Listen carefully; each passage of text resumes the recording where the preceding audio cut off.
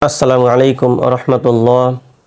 ইন্নাল হামদুলিল্লাহি ওয়াহদা ওয়াসসালাতু ওয়াসসালামু আলা মান লা নাবিয়্যা বা'দা। আউযু বিল্লাহি মিনাশ শাইতানির রাজীম। বিসমিল্লাহির রহমানির রহিম।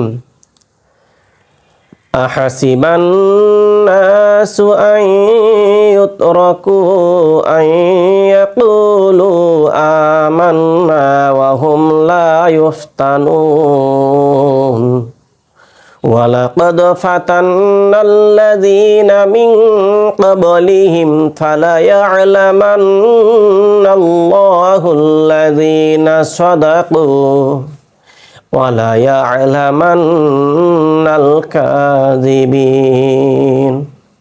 وقال تعالى في سورة البقرة وَلَنَبْلُوَنَّكُمْ بِشَيْءٍ مِّنَ الْخَوْفِ وَالْجُوعِ وَنَقْصٍ مِّنَ الْأَمْوَالِ وَالْأَنفُسِ وَالثَّمَرَاتِ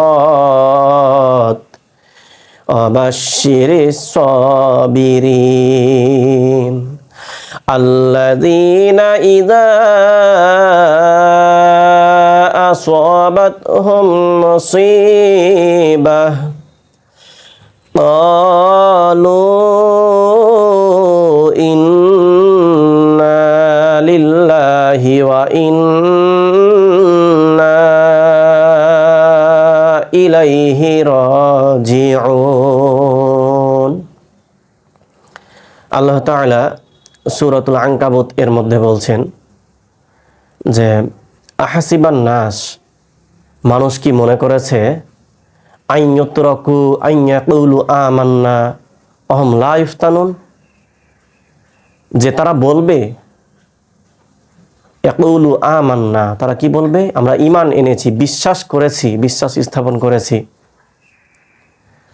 আর তাদেরকে ছেড়ে দেওয়া হবে ওয়াহুম লা ইফতানুন, তাদেরকে পরীক্ষা করা ছাড়াই।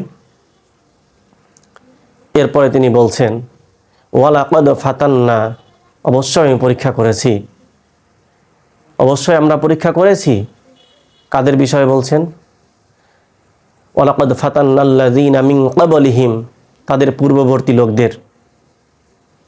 ফালা ইয়া'লামান্নাল্লাহু আল্লাযীনা সাদাকু ওয়ালা ইয়া'লামান্নাল কাযিবিন, যাতে করে আল্লাহ দেখতে পান, জানতে পারেন তাদের মধ্যে কারা সত্যবাদী, কারা সত্যি ঈমান এনেছে, আর কারা মিথ্যাবাদী।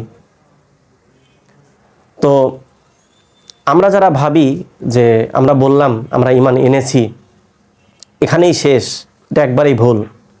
যখনই আপনি বলবেন, একবারে মন থেকে যখন বলবেন আমি ঈমান এনেছি, তখনই আপনার ওপরে পরীক্ষা আসতে থাকবে। আচ্ছা, পরীক্ষাগুলো কেমন? পরীক্ষার প্রশ্নপত্র যদি দেখতে চান, সবচাইতে কঠিন প্রশ্নপত্র বর্তমানে একবারে চাক্ষুষ দেখতে পাবেন ফিলিস্তিনের দিকে তাকালে। আল্লাহ তাআলা সূরাতুল বাকারায় বলছেন ওয়ালা নাবলু আন্নাকুম, অবশ্যই অবশ্যই আমি তোমাদেরকে পরীক্ষা করব, বিশাইইন, কিছু বিষয় দিয়ে, কিছু জিনিস দিয়ে। কি কি সেগুলা? মিনাল খাউফ, ভয় দিয়ে, ওয়াল জু', ক্ষুধা দিয়ে, ওয়ানাকসিম মিনাল আমওয়াল, সম্পদের কখনো ঘাটতি দিয়ে, ওয়াল আনফুস, জীবন দিয়ে, ওয়াসামারাত, ফল দিয়ে, ওয়াবাশশিরিস সাবিরিন, আর যারাই ধৈর্য ধারণ করবে তাদেরকে সুসংবাদ দিয়ে দাও। তাদের বৈশিষ্ট্য কি জানেন? আল্লাযীনা ইযা আসাবাতহুম মুসিবা, কাদেরকে সুসংবাদ দিতে বলেছে দেখেন। ইযা আসাবাতহুম মুসিবা, যখনই তাদেরকে আঘাত করে কোনো মুসিবত, কোনো দুঃখ, কষ্ট, বিপদ আপদ, তাদের বৈশিষ্ট্য হচ্ছে ইন্না, তারা বলে ক্বালু, তারা বলে ইন্না লিল্লাহ, আমরা তো আল্লাহর পক্ষ থেকে এসেছি, সব কিছুই তো আল্লাহর পক্ষ থেকে, তাই না? ওয়া ইন্না ইলাইহি রাজিউন, আর তাদের দিকেই আমরা চলে যাব।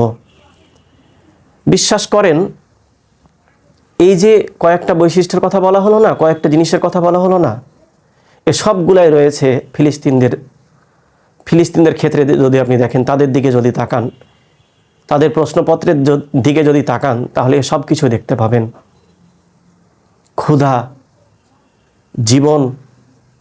জীবন চলে যাওয়া, যেটা শহীদ হয়ে যাওয়া থেকে শুরু করে সব কিছু সেখানে রয়েছে।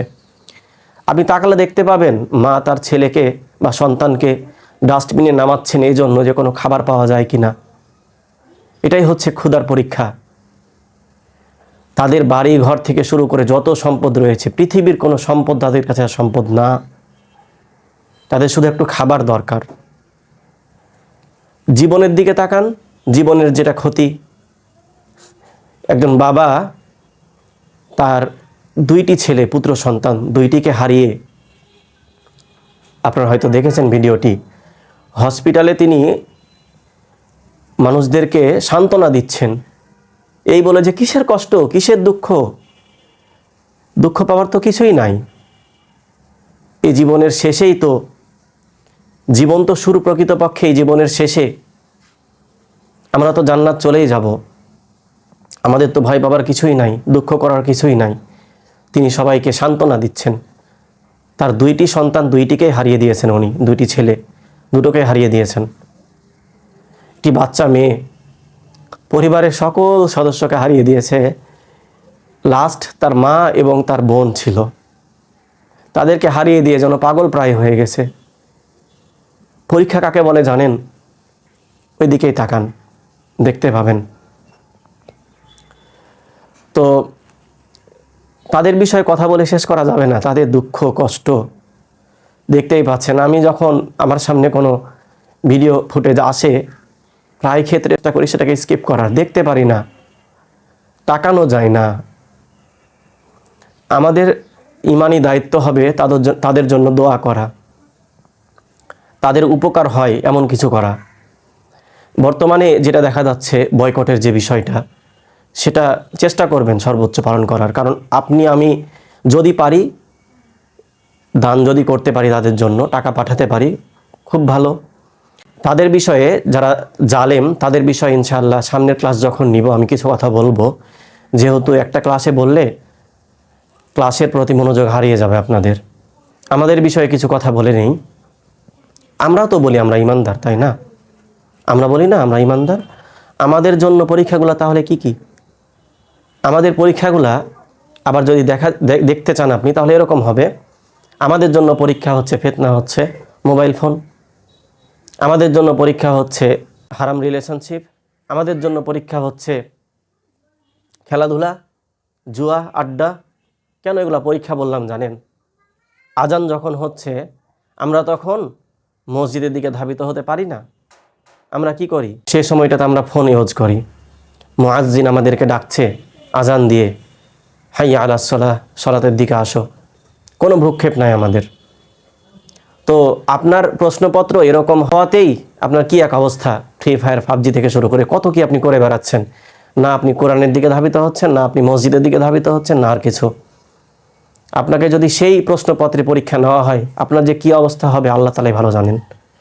আপনার এবং আমাদের সকলেরই বর্তমানে আমাদের যা অবস্থা, বাড়ি থেকে বের হয়ে মসজিদ যাওয়ার পথে ক্লিনিকের সামনে বেশ কয়েকজনকে দেখি যে গ্রুপ আকারে তারা ফ্রি ফায়ার, পাবজি খেলছে।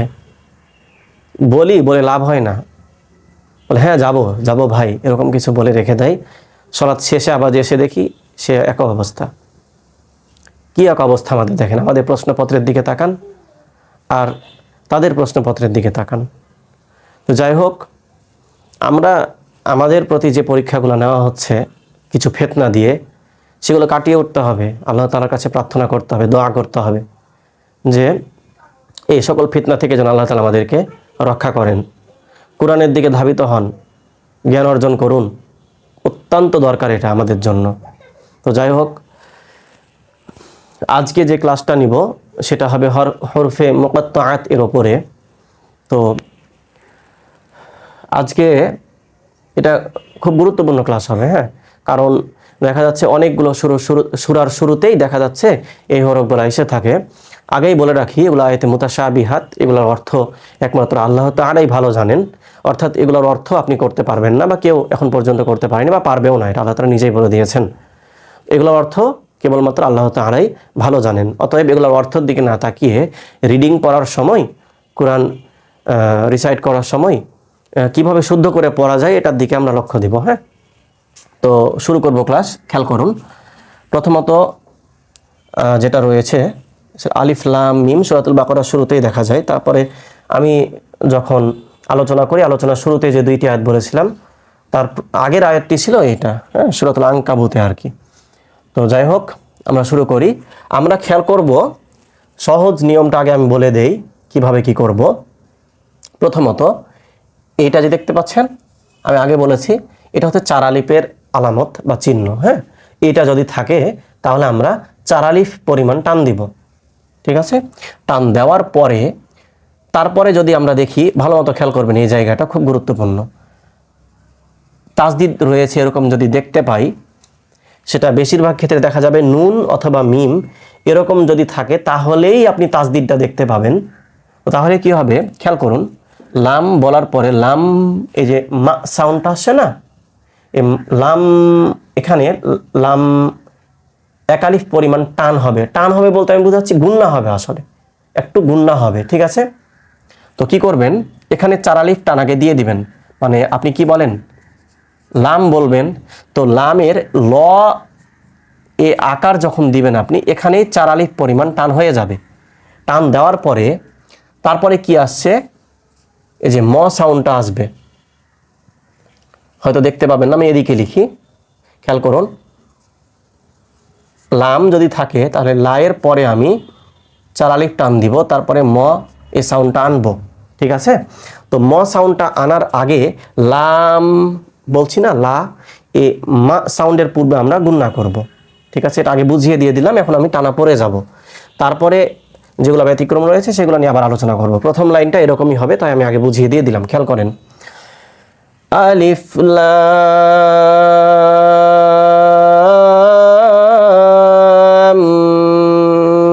মিম। তাহলে লাম, এই যে লা বলার পরে মা সাউন্ডের সময় আমরা কি করছি, গুন্না করছি, শুনে নেবেন আবার আপনি। তারপরে মিম, এখানে 4 আলিফ টান দিচ্ছি। ঠিক আছে, এবার খেয়াল করেন, আলিফ লাম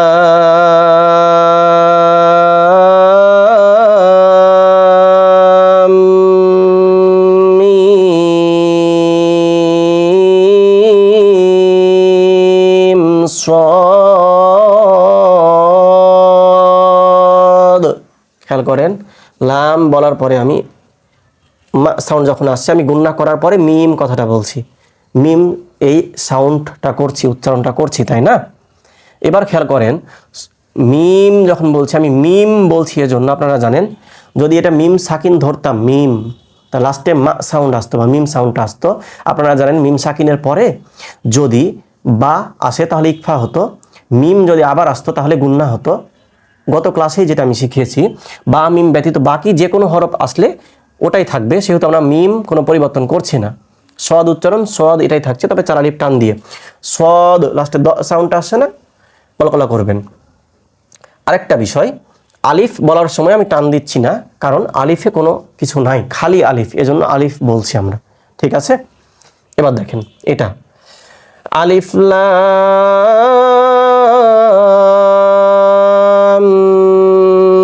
মিম র।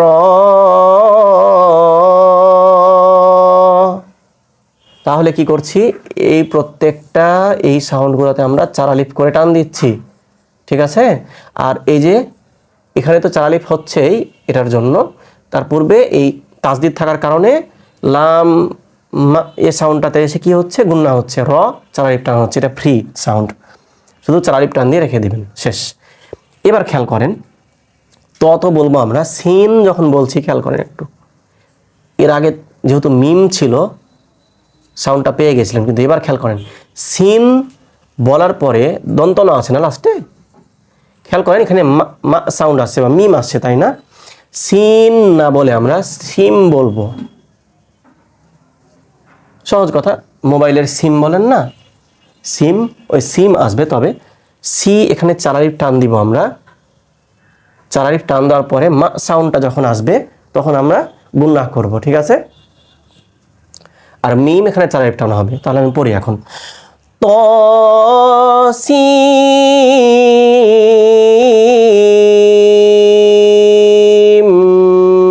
মিম।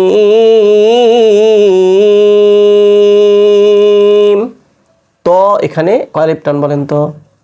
এক আলিফ টান। কারণ এক আলিফ টান কি জন্য? আমরা জানি খারো জবর যদি থাকে তাহলে আমরা এক আলিফ পরিমাণ টান দিব, তাই না? এবার খেয়াল করেন এই জায়গাটা দেখেন, আমি বলেছি লাম মা সাউন্ড আসছে বা মিমের উপর জজম যেটা আপনি ধরতে পারেন। এরপরে বলেছি যদি বা মিম না আসে তাহলে ইজহার করবেন, তাই লাম বলার পরে কোনো কিছু করবেন না, লাম বলার শেষে আপনি র সাউন্ডটা করবেন, তাহলে আলিফে টান হবে না, লামে 4 আলিফ, রয়ে 1 আলিফ। আলিফ লাম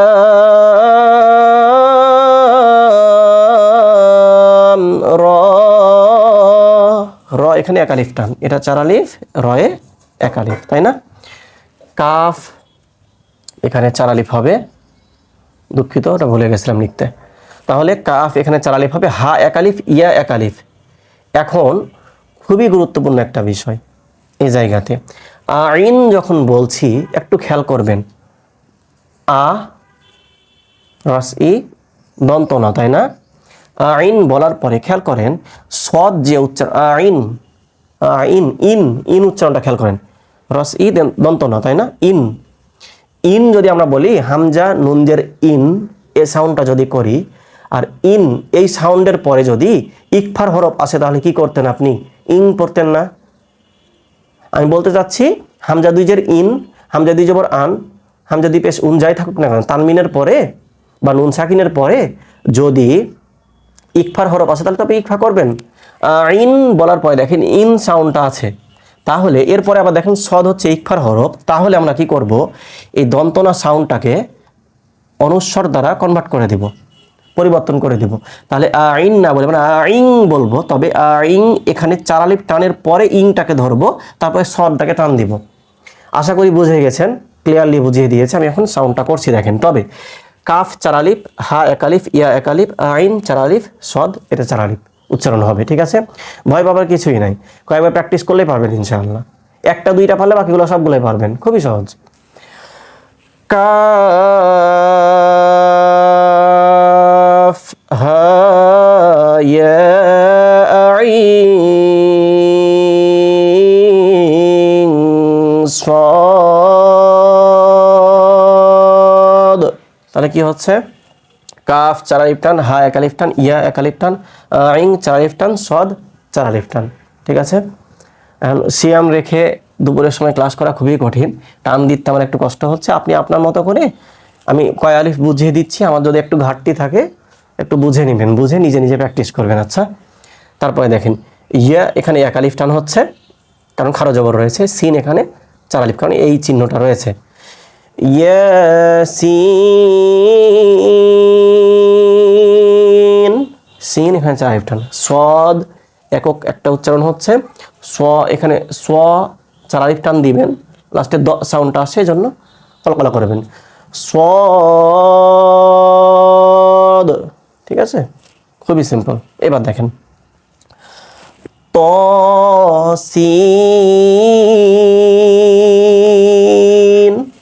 সিন এখানে 4 আলিফ টান, ত এখানে 1 আলিফ টান। হামিম, মিম 4 আলিফ টান, ত 1 আলিফ টান, খুবই সহজ। এবার একটু খেয়াল করতে হবে, আইন যখন বলছি, আশা করি লেখা বোঝা যাবে, না গেলে একটু মনোযোগ দিয়ে শুনবেন। আইন যখন বলছি, আইন যদিও দীর্ঘই এটা আসবে, এখানে উচ্চারণ এখানে দীর্ঘই আসবে, তবে বুঝে নেবেন এখানেও দীর্ঘই আসবে। আরবি আর বাংলা উচ্চারণটা এক হবে না, তবু আমি বোঝানোর জন্য দিয়ে এগুলা। আইন দন্তনা সাউন্ডটা আসছে আইন বলার পরে, তার মানে এটা হচ্ছে তানবিনের মতো আইন, তাই না? সিন তার মানে দন্তনা উচ্চারণটা আসছে, তাই না? তাহলে দন্তনা উচ্চারণ আসার পরে দেখছি আমরা সিন আছে যেটা ইকফার হরফ, সিনে দন্তনা উচ্চারণ আসার পরে আমি দেখছি কফ যেটা ইকফার হরফ। তাহলে কি হবে? এই দন্তনা সাউন্ডটা আইনের লাস্টে যে দন্তনা আছে অনুস্বরে পরিবর্তন হয়ে যাবে, এখানকার যে দন্তনা সাউন্ডটা আছে এটাও অনুস্বরে পরিবর্তন হয়ে যাবে। তাহলে আইন না বলে আইং বলবো, সিন না বলে সিং বলবো, তবে 4 আলিফ টানের পরে, 4 আলিফ টানের পরে, ঠিক আছে, খেয়াল করেন।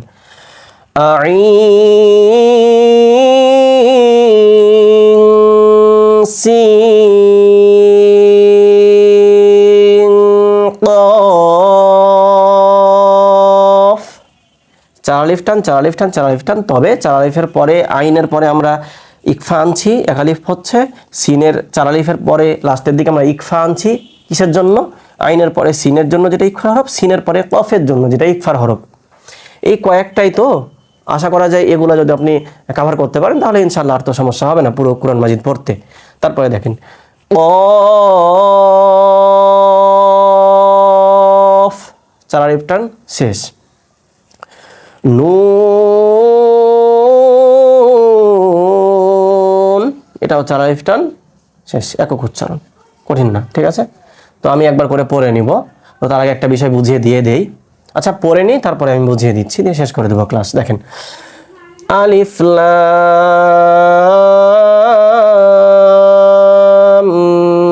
মিম,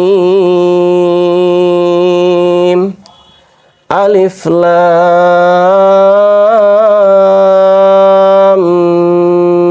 মিম صاد،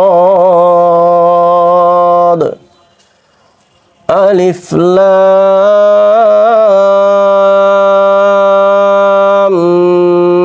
মিম রা, ত সিম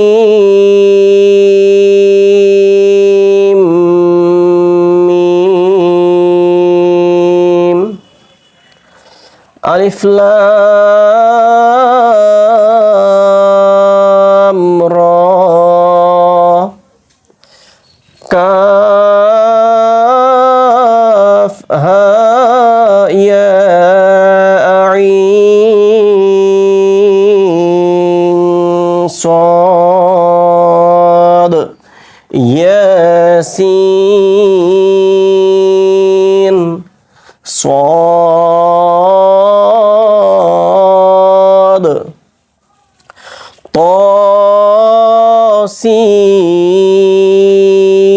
طاسين حميم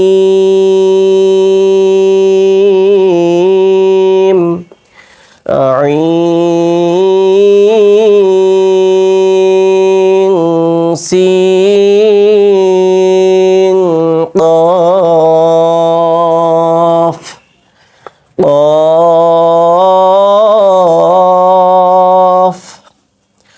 নুন। এগুলো হচ্ছে আপনার হরফে মুকাত্তাআত। নিয়ম কি দাঁড়াচ্ছে? দাঁড়াচ্ছে যে যখন আপনি দেখবেন কারো উপরে তাসদিদ রয়েছে, মানে বিশেষ করে মিমের ওপরে, আর এরপরে যখন শব্দ দেখাবো কিছু যেগুলো অনেক কঠিন, ওখানে দেখবেন নুনের ওপরে তাসদিদ রয়েছে।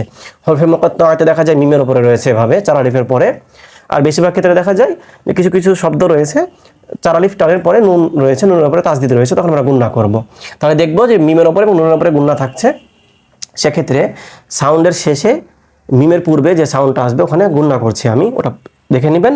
আর যেখানে যেখানে আপনার ইকফা হচ্ছে ওই জায়গাটা দেখবেন যে ইন উচ্চারণ আসার কারণে, তারপরে আবার দেখা যাচ্ছে তানমিনের উচ্চারণের মতো যেহেতু ওটা, তারপরে দেখা যাচ্ছে আপনার ইকফা হরফ আসছে কোনো একটা, এজন্য আমরা চার আলিফ শেষে ইকফা করছি, ঠিক আছে। এইটাই হচ্ছে আজকের নিয়ম। সামনের ক্লাসে ইনশাআল্লাহ আমরা কিন্তু কঠিন কঠিন শব্দ দেখবো যেগুলোতে চার আলিফ পরিমাণ টান রয়েছে এভাবেই, এবং একটু কঠিন লাগে পড়তে আর কি, তবে ইনশাআল্লাহ সহজ হয়ে যাবে। আর আরেকটা বিষয় যে এটা দেখবেন কয়েকবার করে, হ্যাঁ। আর আরেকটা কি যেন বলছিলাম, হ্যাঁ, ইউটিউবে ক্লাসগুলো দিয়ে দিচ্ছি আমি, আলহামদুলিল্লাহ প্রায় কমপ্লিট। হ্যাঁ, প্রথম ক্লাসটি যেহেতু আমি আবার নিব, ওটা নিয়ে দেখা যাচ্ছে আমি পুরো কোর্স দিয়ে দিব। তো যদি প্লে লিস্ট আকারে কারো ভালো লাগে, আপনি লার্ন উইথ শাকিল জাহান এটা লিখে সার্চ দিলে দেখা যাচ্ছে চলে আসবে। হ্যাঁ, লিঙ্ক দিচ্ছি না কারণ দিলে সমস্যা হচ্ছে, ওটা ওয়েবসাইটে নিয়ে যাচ্ছে আর কি। তো এই জন্য আমি ওইটা লিখে আপনি যদি সার্চ দেন তাহলে চলে আসবে, প্লে লিস্ট আকারে পাবেন। আপনার সুবিধা যেখানে হয়, ফেসবুকে সুবিধা হলে ফেসবুকে দেখতে পারেন, আর আমি কষ্ট করে আবার ইউটিউবে দিয়েছি যাতে করে আপনি ওখানেও প্লে লিস্ট আকারে যদি দেখতে চান সহজে ওখানেও দেখতে পাবেন। তো যাই হোক, আল্লাহ তাআলা যেন আপনাকে সুস্থ রাখেন। 5 ওয়াক্ত সালাত সর্বত চেষ্টা করবেন মসজিদে গিয়ে জামাতের সাথে আদায় করার, রমজানের সিয়ামগুলো সঠিকভাবে পালন করবেন। আল্লাহ তাআলা যেন আপনাকে তৌফিক দান করেন। আল্লাহুম্মা আমিন। আসসালামু আলাইকুম রহমতুল্লাহ। সুবহানাকাল্লাহুম্মা ওয়া বিহামদিক আশহাদু আল্লা ইলাহা ইল্লা আনতা ওয়া আস্তাগফিরুকা ওয়া আতুবু ইলাইক।